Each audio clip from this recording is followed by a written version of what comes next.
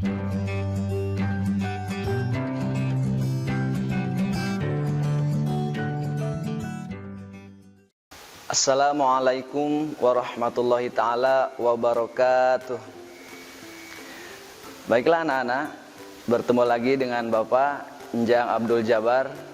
Kali ini Bapak akan mengajarkan pelajaran PAI untuk kelas 7, yaitu lebih dekat dengan Allah Subhanahu wa Ta'ala, yang sangat indah namanya.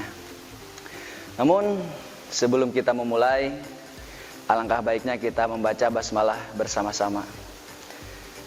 Bismillahirrahmanirrahim. Alhamdulillah. Baiklah anak-anak, sebelum kita memulai, meskipun dalam pertemuan kali ini kita hanya dalam sebuah video, mudah-mudahan kalian semua tetap semangat mengerjakan tugas-tugas yang diberikan oleh ibu guru kalian dan juga bapak guru kalian. Baiklah anak-anak, di sini Bapak sudah menyiapkan sebuah tema, yaitu lihat di layar, Asmaul Husna. Apakah kalian ada yang tahu apa itu arti dari Asmaul Husna? Nah, apabila kalian ada yang tahu, arti dari Asmaul Husna adalah nama-nama Allah yang baik. Gitu. Jadi Asmaul Husna itu adalah nama-nama Allah yang baik. Bapak juga mau tanya sama kalian, apakah kalian ada yang tahu berapakah jumlah Asmaul Husna yang tertulis dalam Al-Quran? Coba, ada yang tahu? Nah, kalau tidak ada yang tahu, Bapak sudah menyiapkan di sini asma-asma Allah yang tertulis dalam Al-Quran yang harus kita ketahui. Ayat itu ada, lihat di tangan kanan Bapak ada nomor 18, tangan kiri Bapak ada nomor 81. Apabila 18 ditambah dengan 81, jumlahnya adalah 99. Sebenarnya asma-asma Allah itu yang ada dalam Al-Quran ada banyak, tidak 99. Tapi kenapa asma Allah yang terdalam Asmaul Husna ada 99? Karena yang 99 itu adalah yang harus kalian ketahui, yang harus kalian paham. Nah, jadi yang harus kalian ketahui, yang harus kalian paham, asma Allah itu ada 99. Sebenarnya asma Allah itu anak-anak banyak sekali, ada banyak. Bahkan kita semua tidak mengetahui ada berapa jumlahnya asma Allah. Nah, tapi seperti yang tadi katakan, yang harus kalian ketahui hanya ada 99. Apakah kali ini Bapak akan membahas 99? Tidak. Nah, anak-anak, Bapak pada kesempatan pagi hari ini atau siang hari ini akan menyampaikan 4 Asmaul Husna yang harus kalian ketahui maknanya dan juga secara pengamalannya. Yang pertama yaitu Al-Alim, yang kedua Al-Khabir, yang ketiga As-Sami', yang keempat adalah Al-Basir. Nah, yang pertama yaitu Asma Al-Alim. Apakah kalian ada yang tahu apa makna dari Al-Alim? Al-Alim adalah Allah yang maha mengetahui. Allah itu mengetahui apa? Allah itu mengetahui segala sesuatu yang ada di dunia. Allah itu mengetahui apa yang telah Allah ciptakan. Jadi anak-anak, Allah itu mengetahui sebagai kita makhluk yang nyata. Contohnya kita lagi rebahan di rumah, adik-adik sekalian, kita juga lagi belajar, kita juga lagi bekerja. Allah itu mengetahui kita sebagai makhluk yang nampak. Allah juga mengetahui kita sebagai makhluk yang gaib. Emang ada yang gaib, Ustaz? Ada. Apa? Seperti jin, seperti malaikat, seperti apa lagi? Setan. Iya, setan masih satu sama dengan jin. Nah, jadi Allah itu mengetahui segala sesuatu itu tanpa ada halangan, tanpa batas, tanpa ada sesuatu yang menghalangi. Sebagaimana firman Allah dalam surat Al-An'am ayat 59, A'udzu billahi minasyaitonir rajim. Bismillahirrahmanirrahim. Wa 'indahu mafatihul ghaibi la ya'lamuha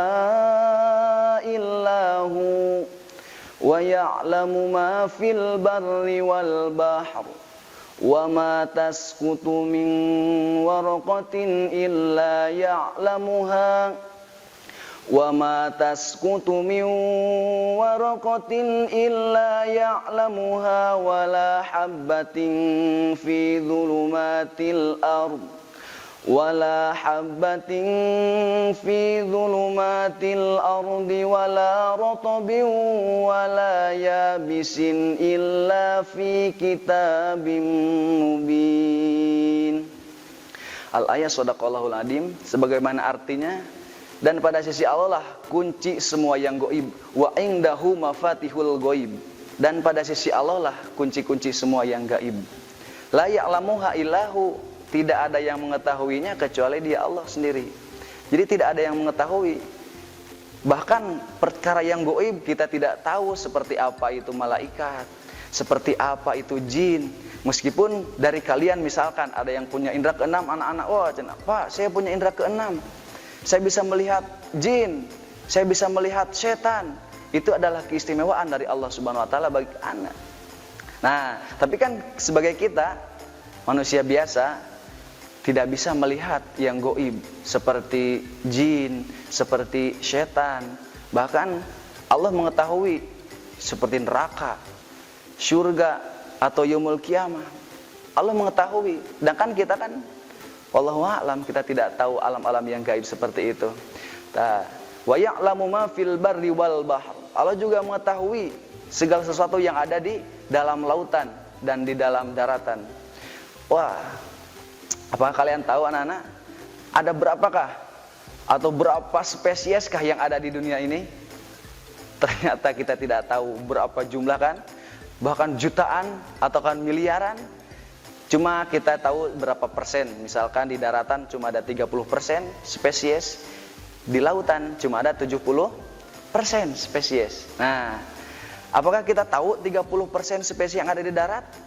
Yang di darat saja misalkan, atau yang tahu semuanya? Tidak ada yang tahu kecuali Allah Subhanahu wa taala. 30% dari darat saja kita tidak mengetahui, apalagi dengan spesies yang ada di dalam laut. Di sini Allah menyatakan wa ya'lamu ma fil barri wal bahr. Tidak ada yang mengetahui apa yang ada di daratan dan yang di lautan kecuali Allah Subhanahu wa taala. Dan wa ma tasqutu mi waraqatin, tak ada sehelai daun pun yang gugur di dunia ini. Misalkan banyak pepohonan yang daunnya sangat rindang, anak-anak. Pepohonan daunnya sangat rindang, bahkan daun yang sekecil apapun tidak lepas dari pengetahuan Allah. Daun yang jatuh dari pohonnya sekecil apapun, Allah pasti mengetahuinya. Dan juga wala habatin fi dhulumatil ard, tidak ada buah yang jatuh dari pohon kecuali Allah juga mengetahuinya.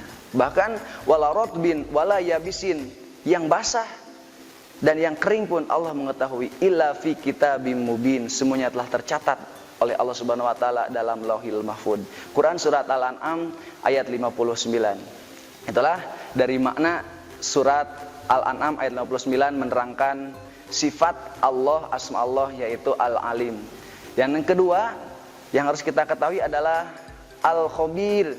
Nah, Al-Khabir itu adalah, apa kalian ada yang tahu sebelumnya? Bapak mau tanya dulu, masa Bapak dulu dari yang tadi menerangkan? Nah, kalian minimal sudah tahu apa itu artinya Al-Khabir. Apa kalian ada yang tahu?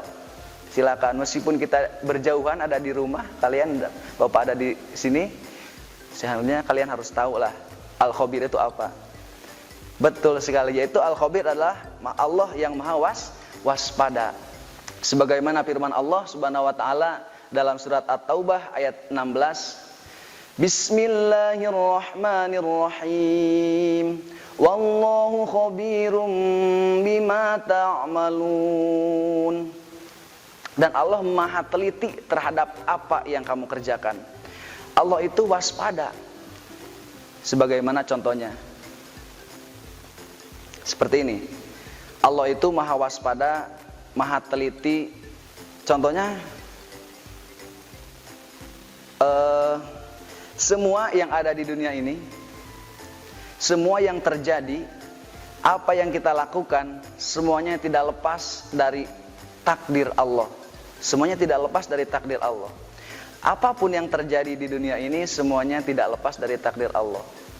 Tidak secara kebetulan, tapi semuanya sudah tertulis di Lauhil Mahfud. Semuanya telah tertulis. Jadi ketika kita mau berangkat, mau belajar, kita itu mau melahirkan, mati, sampai semuanya sudah tertulis.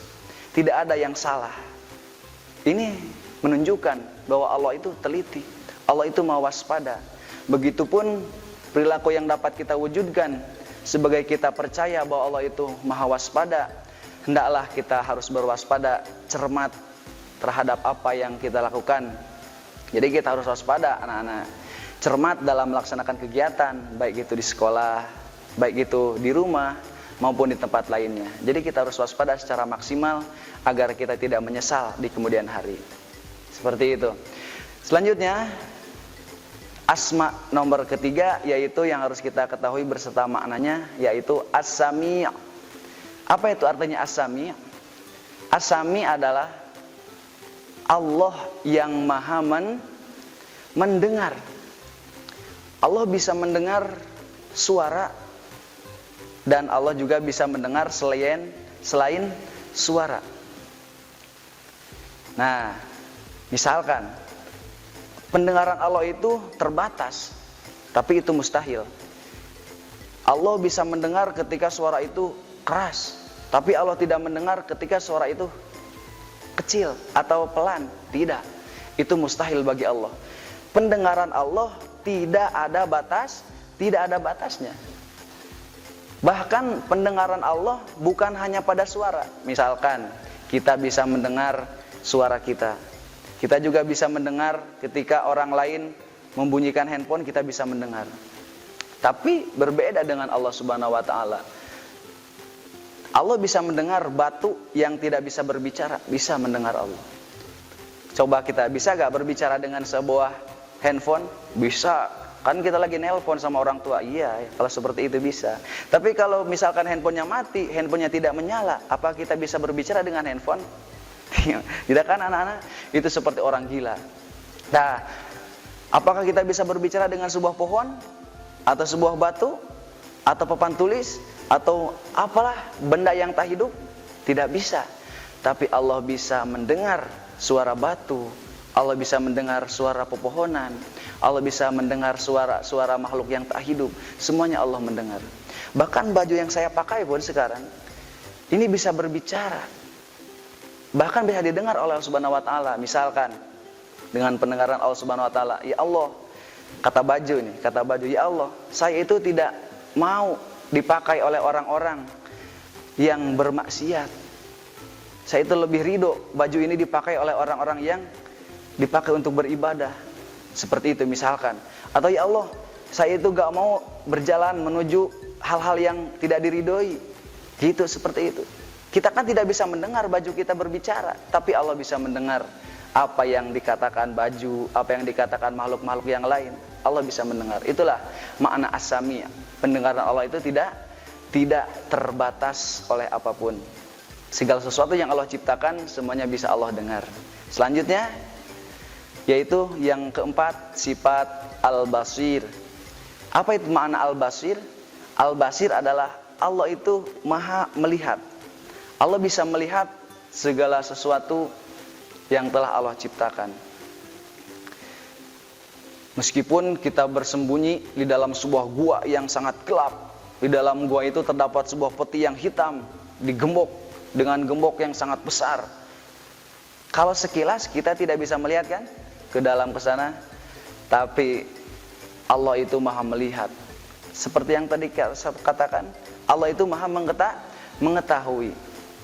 Jadi kita benar-benar diawasi oleh Allah Subhanahu wa taala, benar-benar dilihat oleh Allah Subhanahu wa taala dimanapun dan kapanpun. Sebagaimana firman Allah dalam surat Al-Hujurat ayat 18, Innallaha ya'lamu ghaibas samawati wal ardh wallahu basirum bima ta'malun. Wallahu basirum bima ta'malun. Wallahu basirum bima ta'malun. Allah itu maha melihat dan juga maha mengetahui. Nah, jadi itulah keempat makna dari Asmaul Husna yang harus kita ketahui. Jadi perilaku yang mencerminkan keyakinan bahwa Allah maha melihat adalah hendaklah kita semaksimal mungkin melihat peristiwa-peristiwa yang terjadi di alam semesta ini untuk bahan renungan anak-anak akan akan kebesaran Allah Subhanahu wa taala. Kita juga diajarkan untuk pandai cermat untuk memandang berbagai persoalan di sekeliling kita. Namun kita juga jangan lupa harus selalu introspeksi diri untuk melihat kelebihan dan kekurangan kita sendiri agar hidup menjadi lebih terarah. Nah, seperti itu. Kesimpulan dari 4 asma Allah, Asmaul Husna ini, supaya kita bisa lebih mengenal Allah Subhanahu wa taala. Setelah kita bisa mengenal Allah, kita bisa lebih dekat dengan Allah. Sebagaimana tema yang kita bahas tadi, lebih dekat dengan Allah dengan asma-asma Allah yang indah, yaitu Asmaul Husna. Nah, mudah-mudahan dalam pertemuan ini, meskipun dalam sebuah video, kalian bisa mengerti dan bisa menangkap ilmu-ilmu yang Bapak berikan di pagi hari ini atau siang hari ini. Cukup sekian yang Bapak saya sampaikan. Assalamualaikum warahmatullahi taala wabarakatuh. Kunjungi sosial media lainnya seperti website kami di pkbmalfatah.com, Facebook PKB Malfatah Mananjaya, Instagram PKB Malfatah Official. Dan terima kasih telah klik video ini. Jangan lupa like, comment, share, and subscribe untuk menunjukkan dukungan kamu terhadap channel ini. Enjoy the video PKB Malfatah.